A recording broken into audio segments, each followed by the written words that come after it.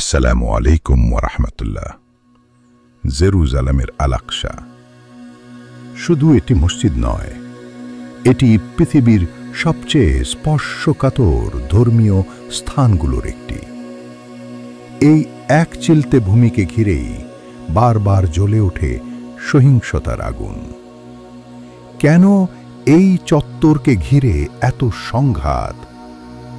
কেন মুসলিম, ইহুদি আর খ্রিস্টান তিনটি প্রধান ধর্মের মানুষের কাছেই এই জায়গাটি এত পবিত্র?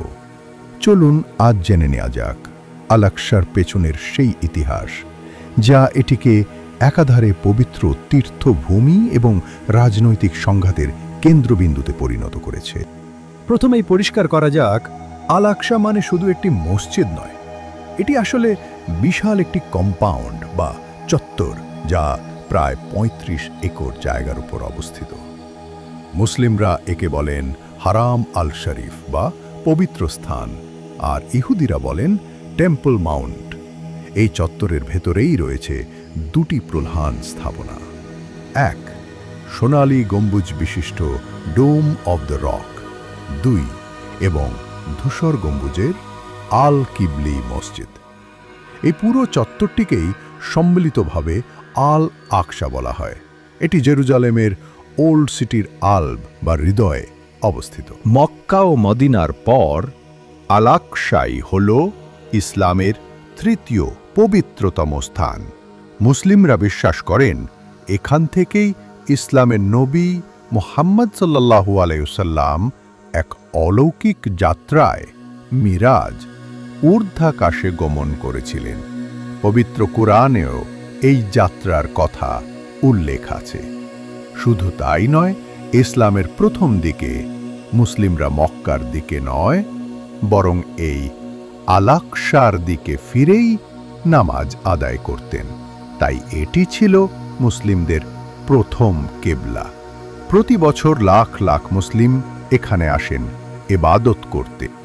ইহুদিদের কাছে এই স্থানটি টেম্পল মাউন্ট নামে পরিচিত এবং এটি তাদের ধর্মের সবচেয়ে পবিত্র জায়গা। তাদের বিশ্বাস এখানেই ছিল তাদের সবচেয়ে পবিত্র দুটি টেম্পল বা উপাসনালয়, যা অতীতে ধ্বংস করে দেওয়া হয়েছিল।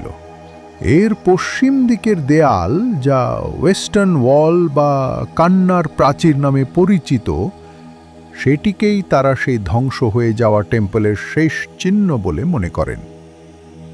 প্রতি বছর হাজার হাজার ইহুদি এই দেয়ালে হাত রেখে প্রার্থনা করেন এবং নিজেদের মনের কথা চিরকুটে লিখে দেয়ালের ফাঁকে গুজে দেন।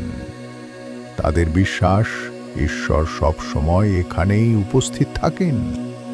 খ্রিস্টানদের জন্য জেরুজালেম অত্যন্ত পবিত্র একটি শহর। তারা বিশ্বাস করেন যিশুকে এখানেই ক্রুশবিদ্ধ করা হয়েছিল এবং এখানেই তার সমাধি রয়েছে।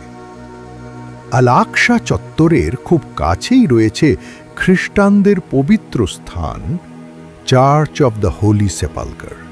তাই এই পুরো এলাকাটি তাদের কাছে তীর্থভূমি। তাহলে বুঝতেই পারছেন, একই স্থানে তিনটি ধর্মের মানুষের এমন গভীর বিশ্বাস এটিকে অত্যন্ত স্পর্শকাতর করে তুলেছে।